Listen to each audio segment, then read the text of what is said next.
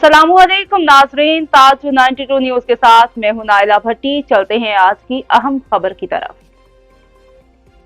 हैदराबाद से अब्दुल जब्बार मेमन की खबर शामिल करते हैं। डंडूजाम आल सिंध यूनिवर्सिटी एम्प्लॉइज फेडरेशन की यूनिट सिंध ज़री यूनिवर्सिटी के तहत खैरपुर इंजीनियरिंग कॉलेज, डोकरी कॉलेज सब कैंपस उमरकोट के मुलाजमीन के जायज़ मुतालबात के हल के लिए जारी की गई जद्दोजहद आज 5वें दिन में दाखिल हो गई। मुलाजमीन आज 29 मार्च को भी रोज़ाना की बुनियाद पर 1 घंटा अलामती भूख हड़ताल और एहतजाजी धरना जारी रखा।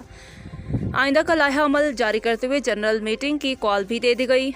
मुलाजमीन की तंजीम के सदर और जनरल सेक्रेटरी ने कहा कि हम और दीगर वर्कर मुसलसल सरापा एहतजाज है। मुलाजमीन के मुतालबात बशमूल यूनिफार्म की मद में रकम रमज़ान शरीफ में जारी की जाती है, वो आज 7वें रमज़ान तक जारी नहीं की गई।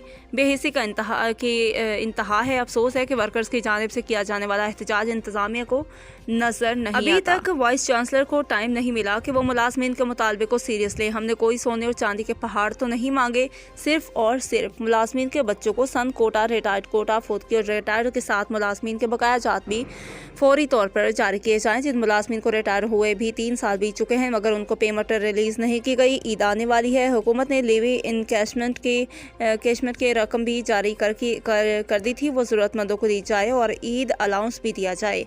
इस मौका पर महंगाई को मद्देनजर रखते हुए हम वाइस चांसलर से दरख्वास्त करेंगे कि हमारी तरफ से दी गई मुतालबात की फहरिस्त पर गौर किया जाए। जो जायज़ मुतालबात हैं वो मंजूर करके मुलाजमीन में पाए जाने वाली बेचैनी दूर की जाए। यूनिवर्सिटी के मुलाजमीन को गंदम दी जाए ताकि उन मुलाजमीन को कुछ खास रिलीफ मिल सके। एहतजाज में शाह लतीफ़ ग्रुप के सदर खाबिर मेमन, आसिफ अबड़ो, गयान चंद तोतू, मीरजत इकबाल, मसीह मियाँ खान, मगसी, दिलदार भट्टी, फयाज सयाल के अलावा दीगर ओहदेदारान भी शरीक थे।